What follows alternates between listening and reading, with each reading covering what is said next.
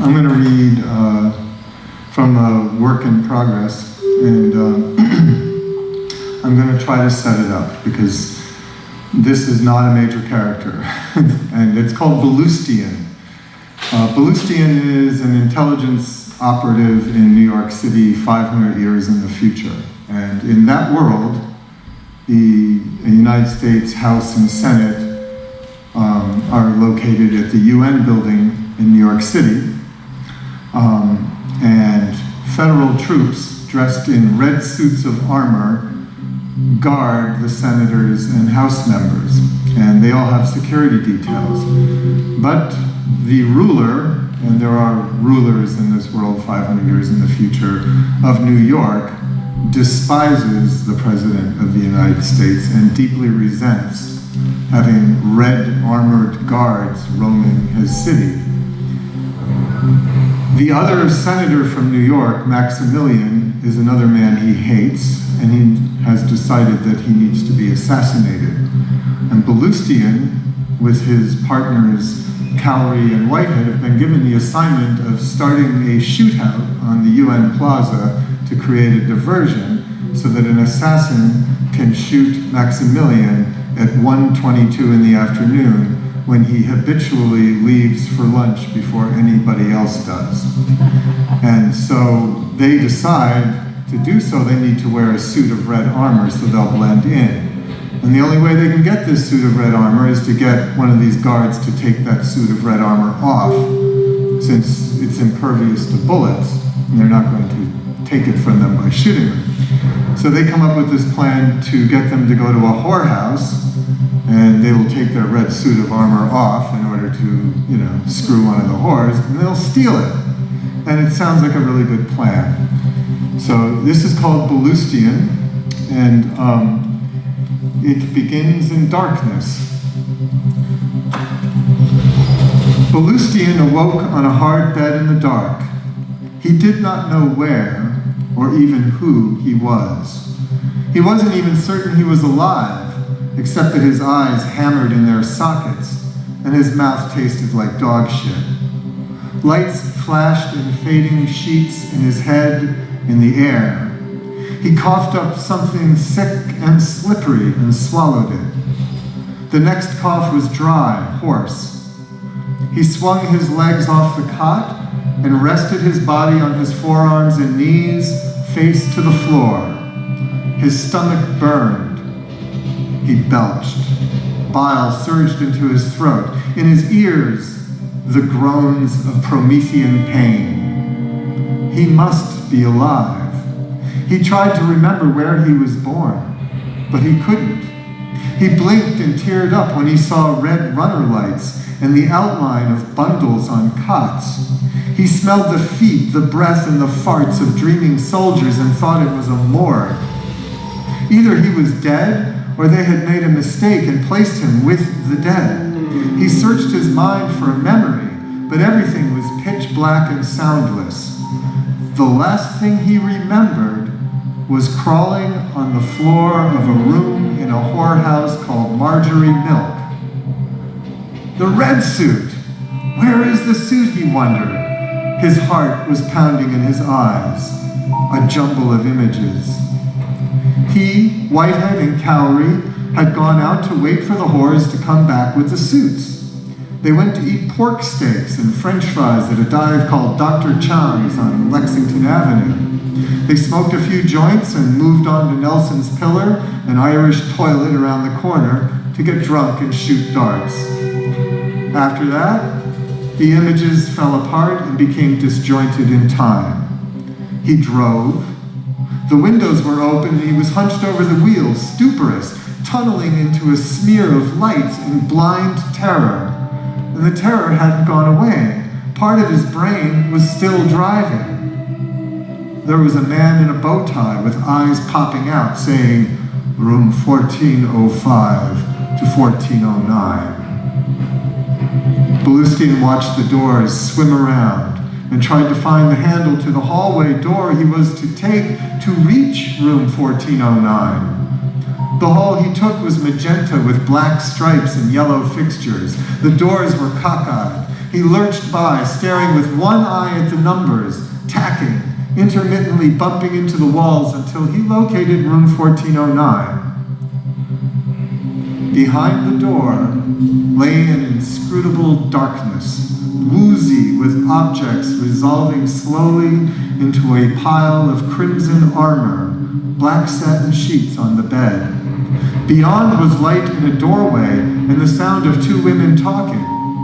He crept in on his hands and knees. Noisily, he gathered the armor up and left the room as he came, on his hands and knees, dragging it behind him. After that, nothing. And now, nothing. Belustian's eyes slowly adjusted to the dark. He felt he could lift his head without vomiting. His skin was clammy with sweat. He took a grumbling breath and looked up and knew where he was. It was not a morgue, and he was not dead. He was in the armory. He had made it home. The New York City Armory. Soldiers, not corpses, were stretched out on cots, sleeping in uniform. He stood and went to the door. He looked down at his legs. He was not dressed. He was naked below the waist. He found his pants on the floor. They were covered in vomit. He looked around and saw a pair of clean sweatpants neatly folded by the cot of another soldier. He staggered over, swiped the pants, and put them on.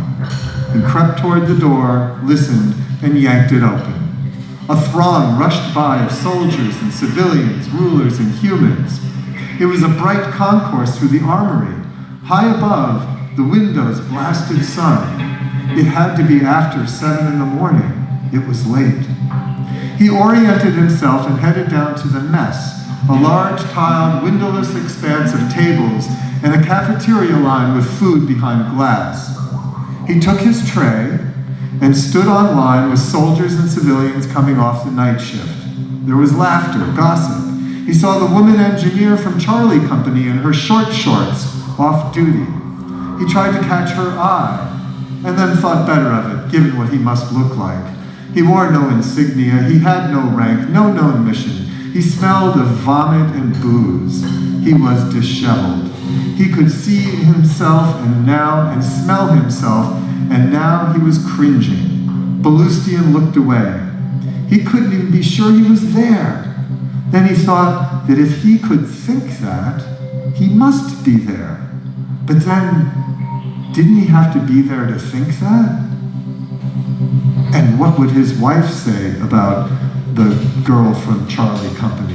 What if she did the same thing? How would he feel? Never fucking mind, he thought. It was before 9. There had to be breakfast somewhere. He stared at the trays of food. Yellow mashed potatoes showed through cracks in the heat lamp crust. Meatloaf and gravy, pizza. A man in a chef's toque dumped a bucket of black beans and a bucket of yellow rice into trays, shaking the last bits out and scraping the pot with a spoon. "Where's breakfast?" Belustian asked, his stomach pitching. "This is breakfast.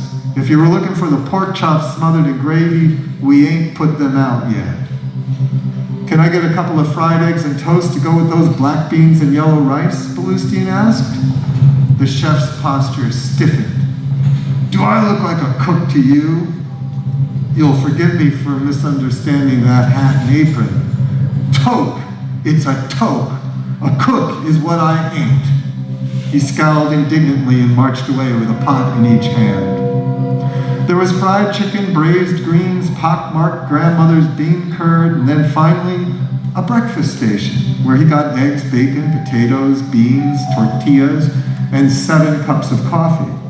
Belustian picked the tray up with trembling but capable hands and transported it with a slight lurch to the register, where an amused young man with long legs and very large teeth was joking with a doctor in a white coat. All he heard was gas. Was it grim laughter that followed at the prospect of a gas attack, or a weak joke about gas? The young man counted the coffees and looked up. "Thirsty? Just bring it up," he said. He scratched his cheek and cleared his throat, sending a squib of mucus onto the tray. The cashier stared at it as it hung off the edge and stretched. "What's your charge account?" "I'm on my own account. I pay silver," he said. "I'm not equipped for silver. Just give me a name." "Commander Solomon." He walked away and took a seat, avoiding the others. There was much to do. He had to cough the food down and take a shit if he was going to do any of it. At first he ate dutiful small bites, but as his strength returned, so did his hunger, and he wolfed it down, his mind reeling in and out of focus as disconnected memories were dealt out on a table and returned to the deck to be shuffled. Who was the dealer, fate or an inscrutable deity, he wondered. As he was sopping up the last of the yolk and refried beans with the last tortilla, Cowrie and Whitehead, his partners, arrived, looking like boiled owls. They sat down across from him. "Where'd you get the pants?" asked Whitehead. "Why'd you make me drive?" asked Belustian. He now felt certain that he had suffered persecution at his partner's hands. The paranoia, which he had swallowed with his meal, surged back. "Because," Cowrie said, "you were in the bathroom puking for 2 rounds of shots." Whitehead said, "You were the sober one, remember? We talked about it, I think." "It's a good thing I don't remember. It was the most terrifying night of my life. I'm still shaking. Look." He held his hand up. It trembled. "Where's your food, anyway?" On Whitehead's tray was a candy bar and 2 cups of coffee, and on Cowrie's was a glass of orange juice, a glass of water, and a cup of coffee. Cowrie said defensively, "It's a continental breakfast. It's what they serve in France." Whitehead snickered into his palm and unwrapped the candy bar with the mesmerizing smile of an imbecile. "I'm going to shower and dress. I'll see you downstairs," said Belustian.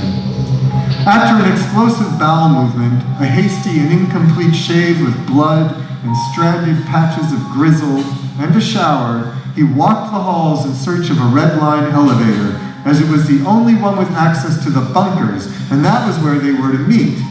He got off on level B5, and after that the way was dark and smothering as the perpetual wet of the Manhattan underworld closed in, the odor of puddles and mold collecting in tunnels buried deep in the bedrock. Something between a possum and a rat with glowing eyes lived in the walls and pulled its pink tail into crevices when anyone went by. Insects darted out of the corner of his eye, large winged arthropods with pincers and masses of larvae contracting as his light passed, bugs brought back from the Martian caverns on water ships. Finally, he came to a gray hallway with a yellow stripe painted down the middle and people pushing carts back and forth as on a busy concourse, all keeping to the right of the line. He crossed into the traffic and motored forth until he came to the office door designated Group D and took his seat at the table. In the corner was a clothes rack with 6 full sets of red federal armor. Only his commander, Solomon, was there, staring at her baton. She was absorbed in thought and seemingly unaware of his presence. He took a seat across from her and she ran her hand through her hair. "Where are the others?" she asked. She sounded severe and unhappy. "They'll be here," he said. "What I have to say to you all. But that was fine work, I suppose. Of a kind." "Ah, good." The door opened. He didn't turn around to look. What was the point? He is to die. It will be now or later. And what is later? What is now? His partners sat down on either side of him. They too had bathed and clothed in simple cotton pants and a tunic.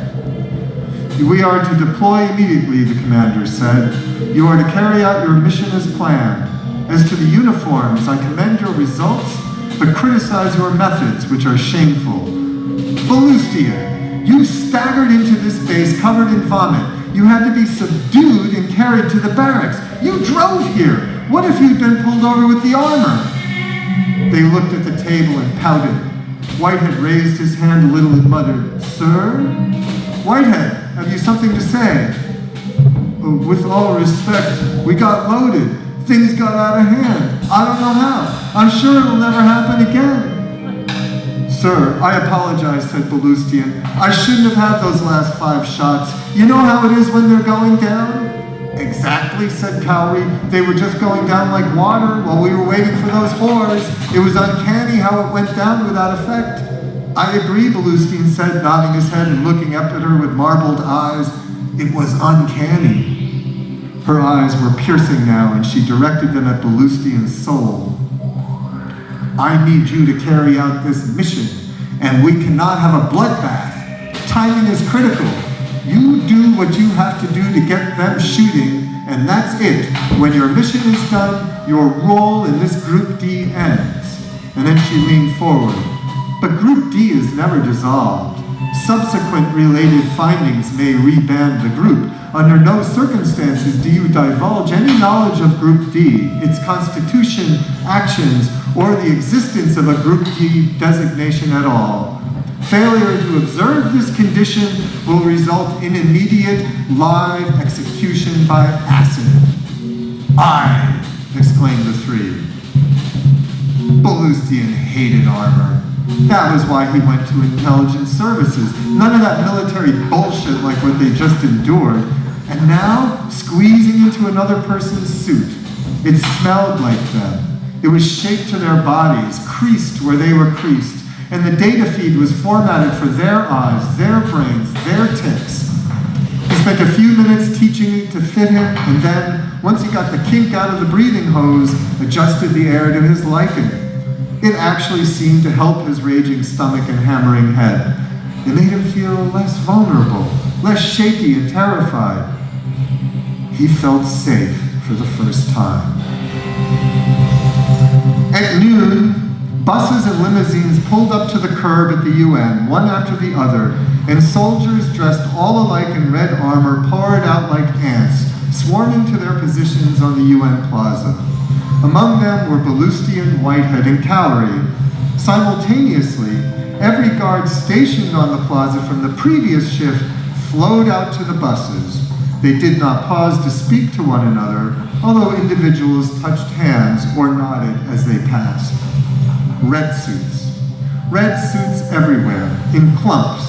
Some were talking on the phone, some stood at attention guarding nothing, some milled about gossiping and guffawing through the windows of their helmets.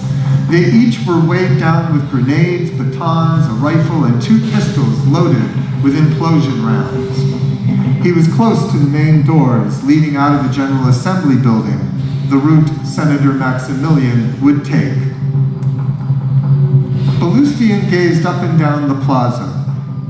It was meditative. He scanned his territory. He watched the people. He breathed slowly and took it in, waiting. Because they all looked the same, he studied the way they moved. After an hour of watching 2 teams across the way, he settled on Mark 1, a tense, jumpy red suit whose finger never left the trigger of his gun. He would take his shot, and the other was sure to respond with a full-on salvo. In the confusion, Belustian would break left and take a second shot at the second team. Team 2 were slovenly and not ready to return fire, except for one apparently officious ass who lectured the others, making wild gestures with his hands. Periodically, he touched the stock of his rifle and felt for the trigger. He would be the second shot. Shooting would occur in 4 directions. Plan worked out, Belustian took up his post and stared at his targets and his partners through the data stream, waiting. The armor, which had felt so comforting at first, had become a clammy, ripe-smelling body bag. His head ached with a sharp, radiating pain, and his stomach was bloated with the food he had crammed down his gorge. Stomach acid hissed in his gullet. He could feel the toxins venting from his lungs and guts, oozing from his pores. He began to drift about in his mind. Periodically, sleep overtook him, though he remained standing and ostensibly alert. The plaza swam in his eyes. Every breath was labored, and the recycled air was dirty and hot. It stank of his own decay and shame. The data feed was making it worse. It was distracting to have all that information, The constant throb of lights in his eyes and the clanging, changing focus of the helmet, if he moved the wrong way, were making him dizzy and nauseous. He felt trapped. The gear was stupidly heavy.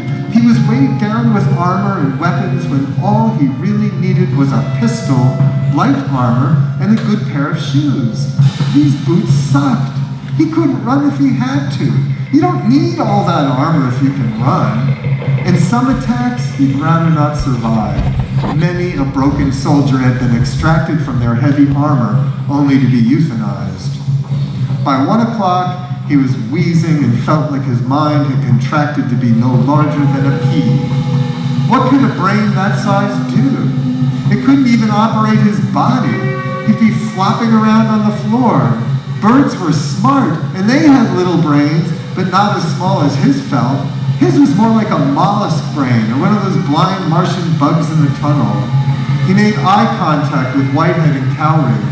The teams were starting to form up on the plaza. It was clear overhead. The flags were limp. Nothing stirred. Then, there was the flap and flutter of wings as a flock of parrots burst off the levee wall and circled over the plaza, screaming squawks and pink and white feathers filling the air. Belustian willed himself to focus. A mere 7 minutes had passed. It felt like he had been lost for an hour. 7 minutes! He watched. Mark I swam around in a 5-member team. They stood in 2 wobbling lines of attention facing the doors.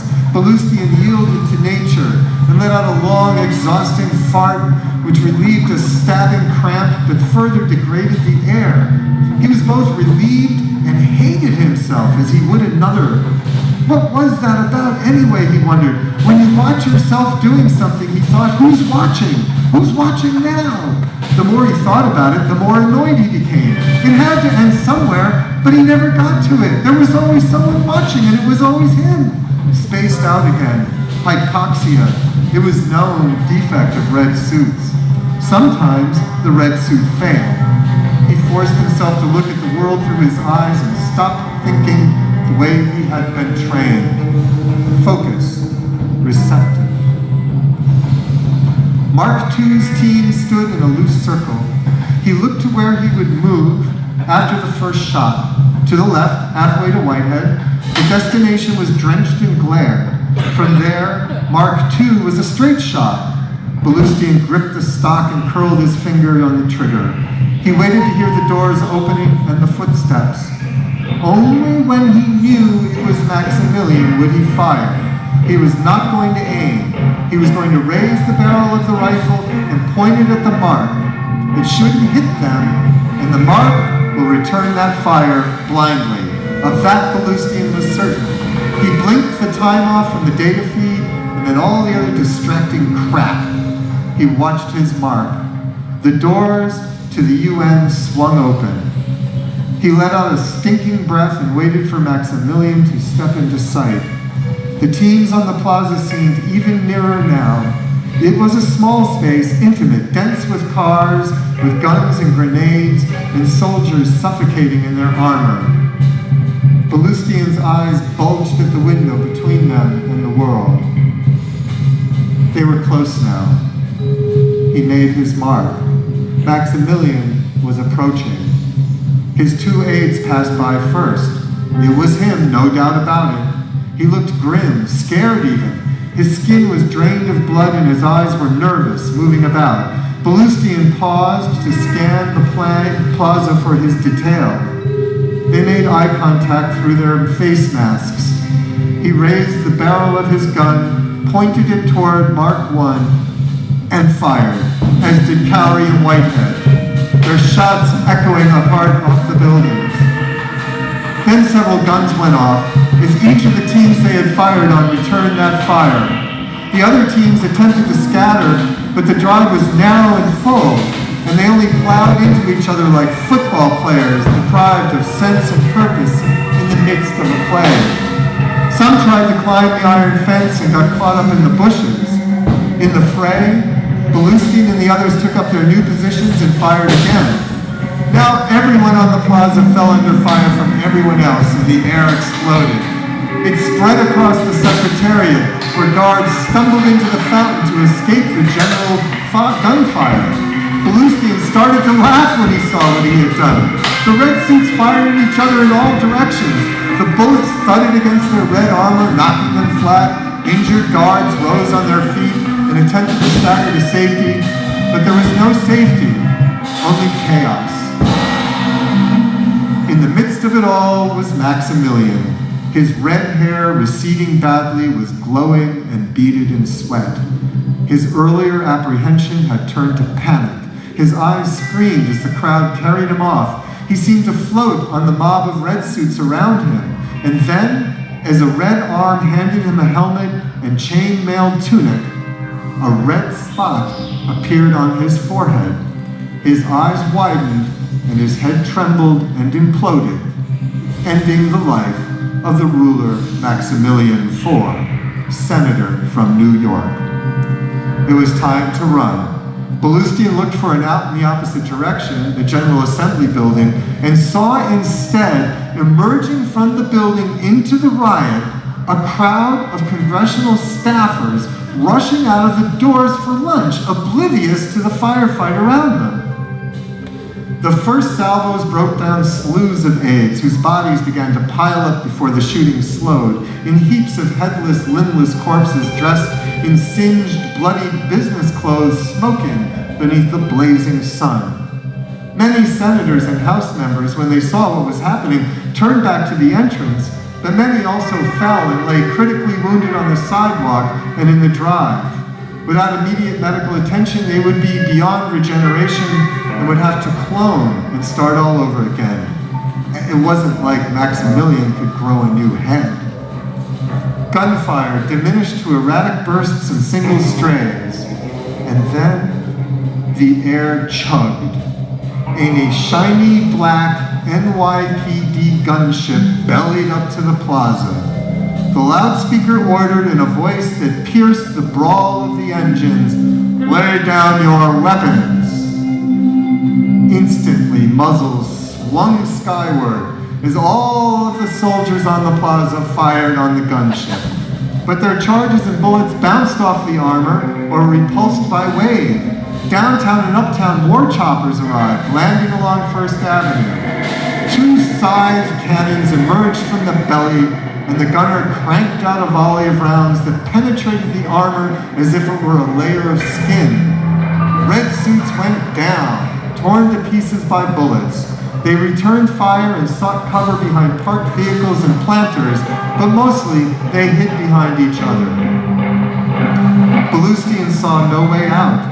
He had on red armor. He was a target now. Frantically, he ripped away at the straps and deflated it. The bodies of fleeing guards smashed into him, and as he surged about, trying to undo the armor in small pauses, red-sleeved arms and booted legs, red helmets full of goo, splattered across his path. He made for First Avenue. He got the helmet off, and then the upper. There was a line of bushes ahead. He could dive for it. That would work. Then he could lie there and get the rest off, make for the street a civilian. That was it, the way out. He took a deep, fetid breath. Ballustian felt a strange elation as he dove for the bushes, as if he were being carried or borne aloft by hands. He soared through the air. At midpoint in his arc, the muzzle of the scythe poked through the back belly of the helicopter and unleashed a volley. A round entered Ballustian's head, and he fell through a rain of bullets, dissolving to a mist before he hit the ground. Thank you.